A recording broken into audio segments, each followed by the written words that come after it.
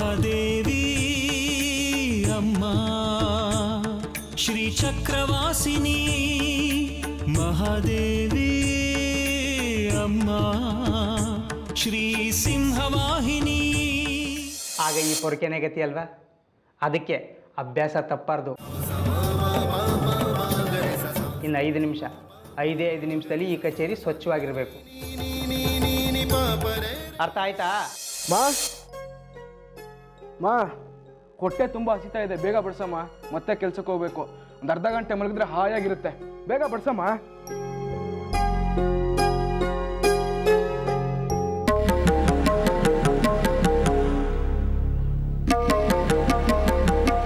ತಟ್ಟೆ ನೋಡೋ ವಿದ್ಯಾಶಂಕರ. ಅಮ್ಮ ಹುಳಿ ನೀನೇ ತಂದು ಬಡ್ಸಮ್ಮ. 1 ನಿಮಿಷ ಇರೋ, ಆಯ್ತು. ಸುನೀತಾ, ನೀನು ಕೂತ್ಕೊಂಬಿಡೆ. ಹುಳಿಗೆ ಒಗ್ಗರಣೆ ಹಾಕ್ತಾ ಇದ್ದೀನಿ. ಎಲ್ಲರೂ ಒಟ್ಟಿಗೆ ಊಟ ಮಾಡಿವ್ರಂತೆ. ಬಿಸಿ ಬಿಸಿಯಾಗಿ ತರ್ತೀನಿ. ಸರಿ.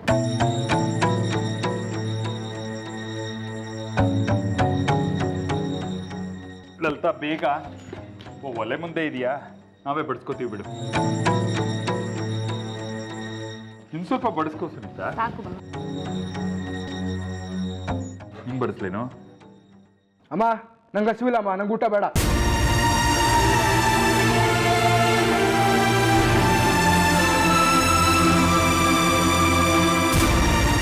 ಅಯ್ಯೋ, ಈಗ ತಾನೇ ಹೊಟ್ಟೆ ಹಸಿವು ಅಂತ ಅನ್ಕೊಂಡು ಬಂದಿಯಲ್ಲೋ. ಹಾಗೆಲ್ಲ ಊಟದಿಂದ ಎದ್ದೇಳ್ಬಾರ್ದಪ್ಪ. ಬಂದು ಊಟ ಮಾಡು. ಬಿಸಿ ಬಿಸಿ ಹುಳಿ ತರ್ತೀನಿ. ನಾನು ಇಲ್ಲಿಗೆ ಬಂದಿದ್ದೀನಿ ಅಂತ ಇವನಿಗೆ ಸಿಟ್ಟು. ನನ್ನಿಂದಾಗಿ ನೀವು ಜಗಳ ಆಡೋದು ಬೇಡ. ನೀವು ಊಟ ಮಾಡಿ, ನಾನು ಹೊರಡ್ತೀನಿ. ನೀನು ಕೂತ್ಕೊಳ್ಳೆ. ತಟ್ಟೆ ಮುಂದೆ ಕೂತು ಊಟ ಮಾಡದೆ ಎದ್ರೆ ಶುಭಾನ? ಅವನು ಆಡ್ತಾನೆ ಅಂತ ನೀನು ಆಡ್ತೀಯಲ್ಲ. ಲಲಿತಾ, ಅವನಿಗೆ ಬಂದು ಊಟ ಮಾಡಕ್ಕೆ ಹೇಳು. ಆಮೇಲೆ ಏನು ಬೇಕೋ ಅದು ಮಾತಾಡಲಿ. ಇನ್ನೇನು ಮಾತಾಡೋದು? ಅಮ್ಮ, ಇವ್ರಿಗೆ ನನ್ನ ಹೊಟ್ಟೆ ಯೋಚನೆ ಇಲ್ಲ, ಚಿಕ್ಕ ಮನಸ್ಸು ಮಾತ್ರ ಗೊತ್ತಾಗುತ್ತೆ. ನಾನು ತಟ್ಟೆ ಮುಂದೆ ಕೂತೆ ಬಂದಿದ್ದು. ನನ್ನ ಬಗ್ಗೆ ಎಲ್ಲದ ಕಾಳಜಿ ಅವ್ರ ಮೇಲೆ, ನಿನ್ನ ಗಂಡಂಗೆ ಯಾಕೆ ಹೇಳು?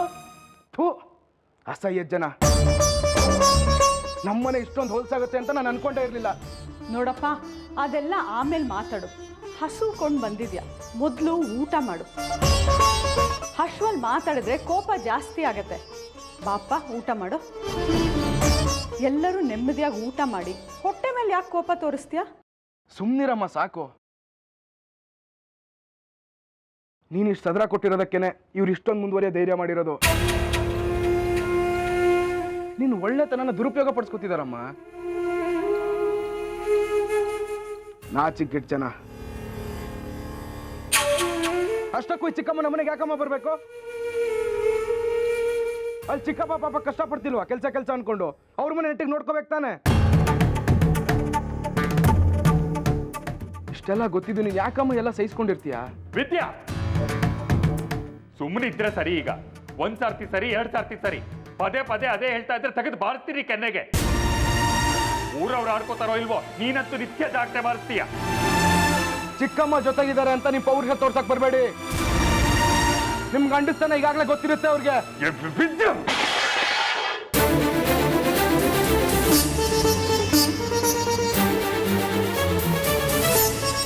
ತಿನ್ನೋ ಅನ್ನನ ಬಿಸಾಕಬಾರ್ದು ಅನ್ನೋ ಕನಿಷ್ಠ ಜ್ಞಾನನೂ ಇದ್ದಿರೋ ನೀವು ತಪ್ಪು ಮಾಡಿರೋದ್ರಲ್ಲಿ ಯಾವ ಆಶ್ಚರ್ಯನೂ ಇಲ್ಲ ಬಿಡಿ. ಈಗ ನಾನು ನಿಮ್ಗೆ ಯಾವ್ದ್ರಲ್ಲಿ ಬಾರಿಸ್ಲಿ? ವಿದ್ಯಾ,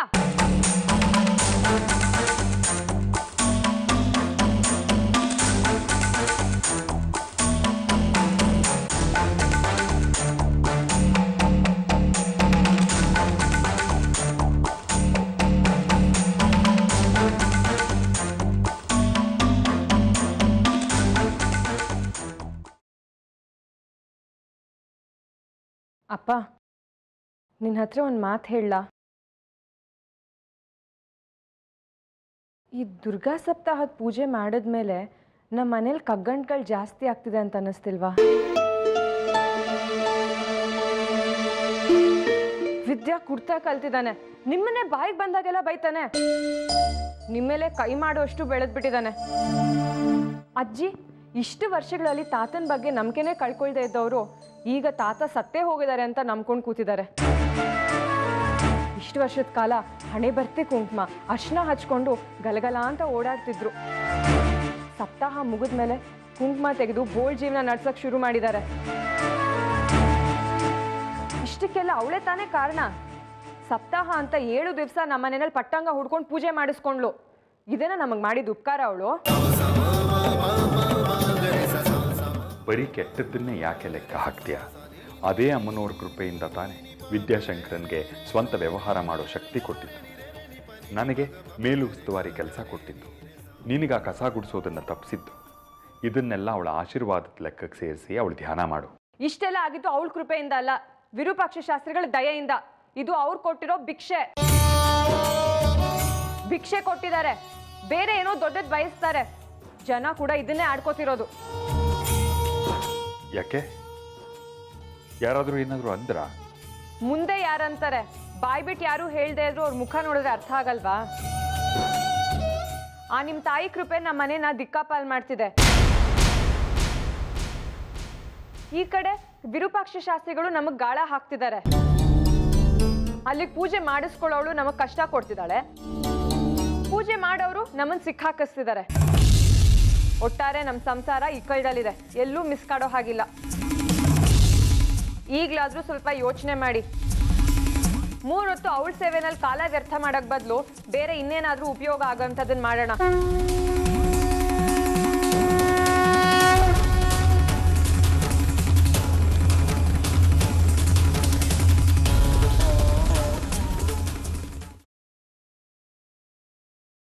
ಯಾರಪ್ಪ ನೀನು? ಇಲ್ಲೇನ್ ಮಾಡ್ತಾ ಇದೀಯಾ? ರಾಜಮ್ಮನವರು ಕೇಶಮುಂಡನ ಮಾಡ್ಸಕ್ ಕರ್ಸಿದಾರೆ. ರೀ ರೀ ರೀ, ಎಲ್ಲಿದ್ದೀರಾ ನೀವು? ಏನಾಯ್ತೆ?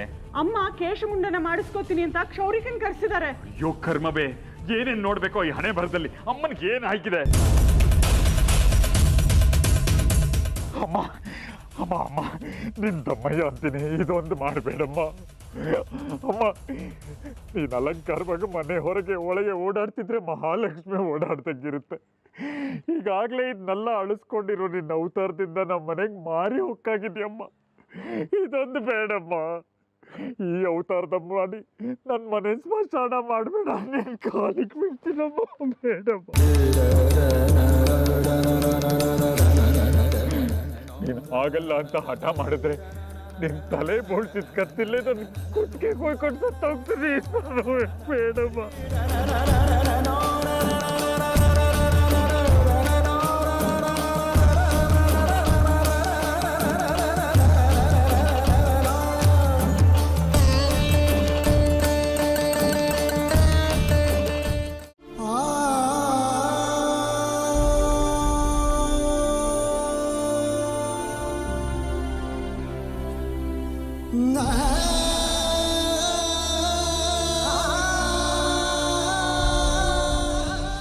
ಅಪ್ಪ, ಏನ್ ನಡೀತಿದೆಪ್ಪ ನಮ್ಮ ಮನೆಯಲ್ಲಿ?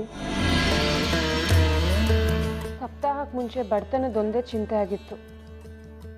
ಆಮೇಲೆ ಹೇಗೆ ಶುರುವಾಗಿದೆ ನೋಡು ನಮ್ಮ ಮನೆ ದೌರ್ಭಾಗ್ಯ. ಅಜ್ಜಿ ಮೊದಲಿನಂತೆ ಇರೋ ಹಾಗೇನಾದ್ರೂ ಮಾಡ್ಬೇಕಪ್ಪ.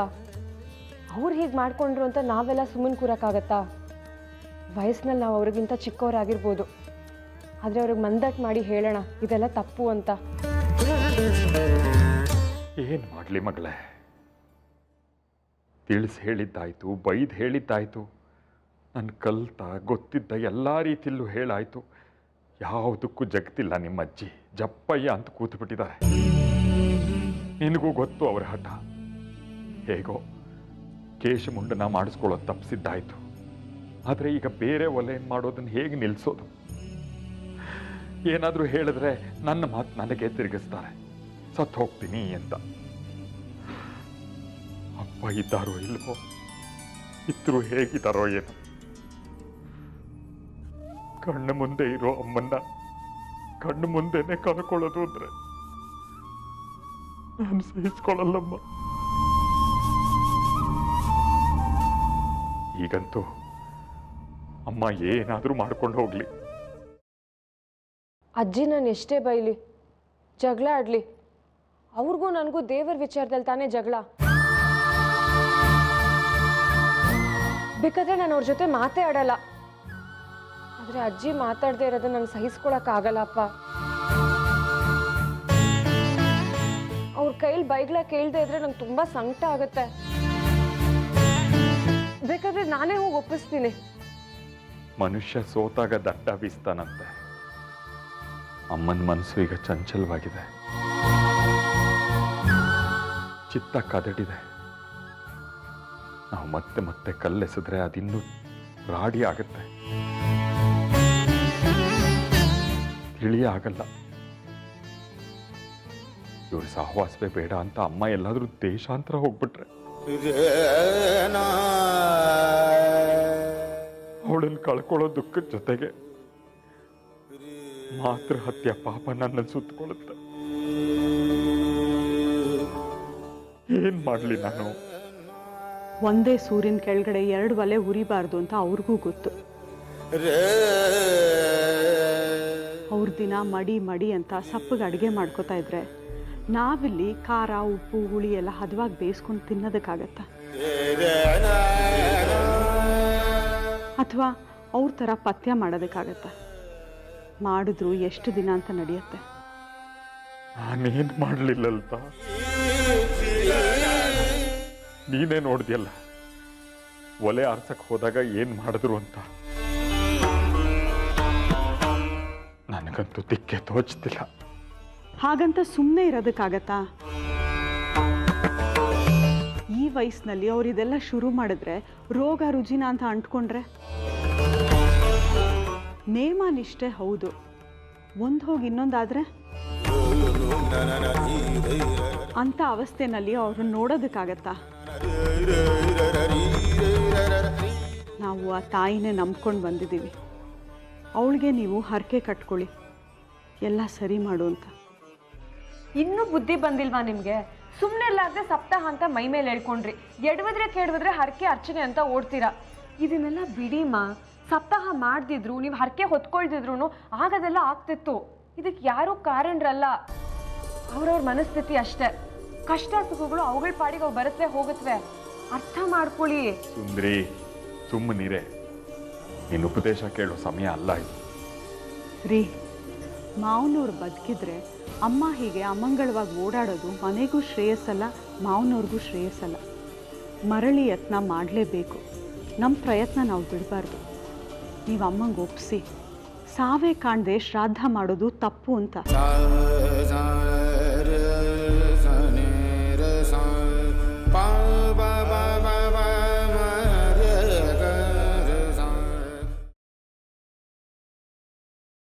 ಶುಭ ಶಕುನ ನುಡಿತೈತೆ ತಾಯಿ, ಶುಭ ಶಕುನ ನುಡಿತೈತೆ.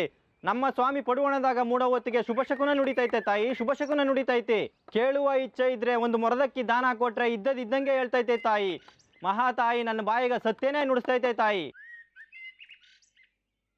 ಶಕುನ ಏನು ಬೇಡಪ್ಪ, ನಮ್ಮ ಮನೆಯಲ್ಲಿ ಏನಾಗ್ತಾ ಇದೆ ಅಂತ ನಮಗೆ ಗೊತ್ತು. ತಗೋ ಇದನ್ನು. ನಾನು ದುಡ್ಡು ಮುಟ್ಟೋಲ್ಲ ತಾಯಿ. ಧಾನ್ಯ ಕೊಟ್ರೆ ತಾಯಿ ಪಾದಕ್ಕಿಟ್ಟು ಅನ್ನ ಬೇಯಿಸ್ಕೊಂಡು ಪ್ರಸಾದ ಅಂತ ತಿಂತೀನಿ. ನಿಮ್ಮ ಮನೆಯಾಗ ನಡೆದಿದ್ದು ನಿಮಗೂ ಗೊತ್ತಿದೆ, ಆ ಮಹಾತಾಯಿಗೂ ಗೊತ್ತಿದೆ. ಮನೆಯಾಗ ಒಳ್ಳೆಯದಾಗಲಿ ಅಂತ ದುರ್ಗಾ ಸಪ್ತಾಹ ಕೂಡ ಮಾಡಿಸಿದ್ರಿ. ಆ ತಾಯಿ ಒಳ್ಳೆಯದನ್ನೇ ಕರುಣಿಸಿದ್ಲು. ನೀವು ಇಲ್ಲದೇ ಇರೋ ಕೆಟ್ಟದ್ದನ್ನ ಮಾಡ್ಕೊಂಡ್ರಿ. ಹಿಂದಾಗಿದ್ದು ನಿಮಗೆ ಮಾತ್ರ ಗೊತ್ತು, ಮುಂದಾಗೋದು ಆ ಮಹಾತಾಯಿಗೆ ಮಾತ್ರ ಗೊತ್ತು.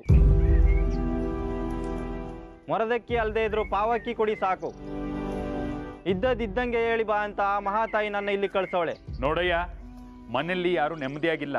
ಕೆಟ್ಟದ್ದೇನಾದ್ರೂ ಇದ್ರೆ ಹೇಳಲೇಬೇಡ, ಬಂದ ಹಾಗೆ ಅನುಭವಿಸ್ಕೋತೀವಿ. ಆ ಮಹಾತಾಯಿ ಏನು ನುಡಿಸ್ತಾಳೋ ಅದನ್ನೇ ಸ್ವಾಮಿ ನಾನು ನುಡಿಯೋದು. ಒಳ್ಳೆಯದು ಕೆಟ್ಟದ್ದು ನೀವೇ ಗ್ರಹಿಸ್ಕೋಬೇಕು. ಈ ಮನೆಯ ಪುರುಷ ಉತ್ತರ ದಿಕ್ಕಿನಲ್ಲಿ ಧ್ಯಾನಸ್ಥನಾಗಿದ್ದಾನೆ.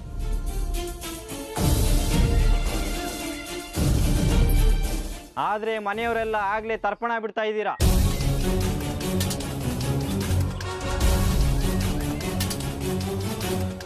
ಬದುಕಿದ್ದಾಗಲೇ ಶ್ರಾದ್ದ ಮಾಡೋದು ಘೋರ ಅಪರಾಧ ಅಂತ ಆ ಮಹಾತಾಯಿ ಹೇಳ್ತಿದ್ದಾಳೆ. ಏನ್ ಹೇಳ್ತಿದ್ಯಪ್ಪ? ಮನೆ ಇರಿ ಜೀವ ಹಿಡ್ಕೊಂಡು ಧ್ಯಾನಕ್ಕೆ ಕುಂತೈತೆ.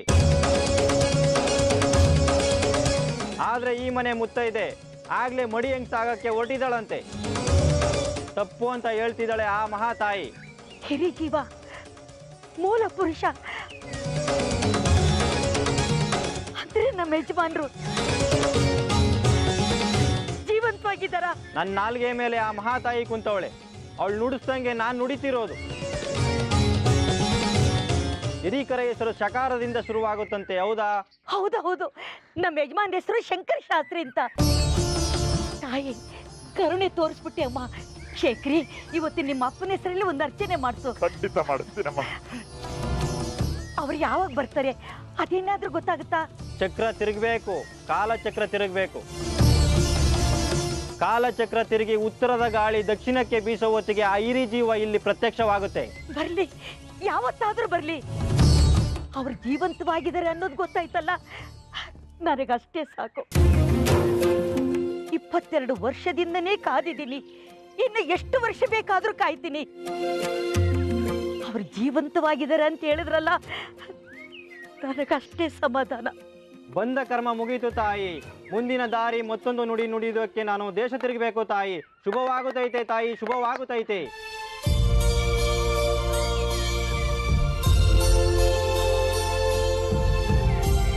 ಶುಭವಾಗುತ್ತೈತೆ ತಾಯಿ, ಶುಭವಾಗುತ್ತೈತೆ.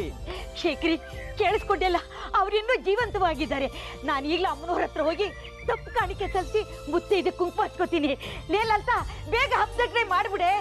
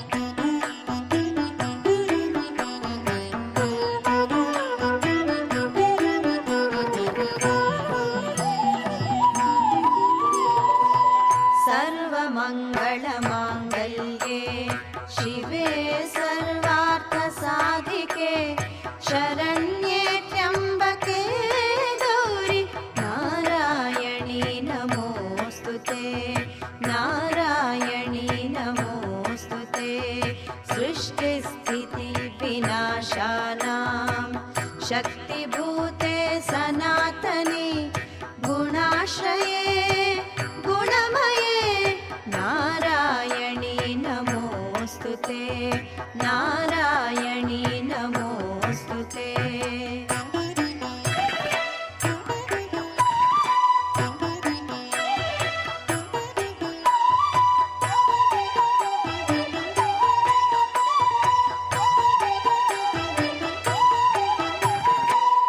शरणागत दीनार्थ परित्राणपरायणे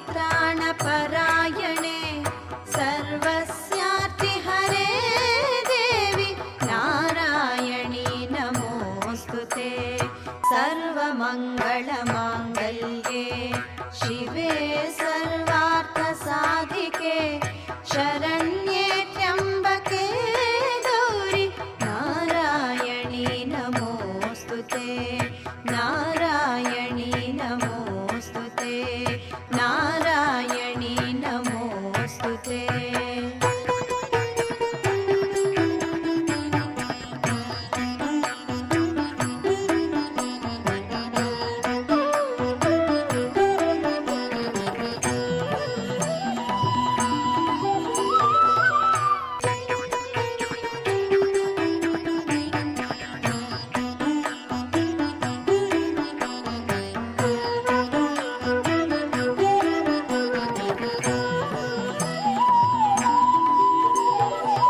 शङ्खचक्र गदाशार्ङ्ग गृहीत परमायुधे प्रसीद वैष्णवी रूपे नारायणी नमोऽस्तुते नारायणी नमोऽस्तुते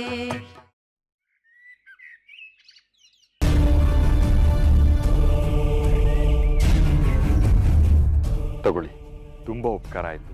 ಹೇಳಿದಷ್ಟನ್ನೇ ಮಾಡಿದ್ರಿ. ಬತ್ತೀಯ ಬುದ್ಧಿ.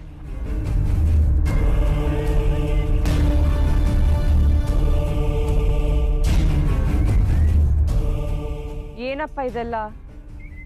ನಾಟಕ. ಅಮ್ಮನ್ನ ಮೊದಲ ಥರನೇ ನೋಡೋದಕ್ಕೋಸ್ಕರ ನಾಟಕದವ್ರನ್ನ ಕರೆಸಿ ಸುಳ್ಳು ಹೇಳಿಸಿ ನಾಟಕ ಮಾಡಿಸ್ದೆ. ತಪ್ಪಲ್ವಾಪ್ಪ? ಏನು ಮಾಡಲಿ, ಅಮ್ಮನ್ನ ನನ್ನ ಕೈಲಿಂದ ನೋಡೋಕ್ಕಾಗ್ತಿರ್ಲಿಲ್ಲ. ವಾಸ್ತವದಲ್ಲೇ ಹಾಗಾಗಿದ್ದಿದ್ರೆ ಏನು ಅನ್ನಿಸ್ತಿರ್ಲಿಲ್ವೇನೋ. ಆದರೆ ಅಮ್ಮನ್ನ ನಾನು ಎಂದೂ ಹಾಗೆ ಬೋಳು ಹಣೆಯಲ್ಲಿ ಕಂಡವನಲ್ಲ.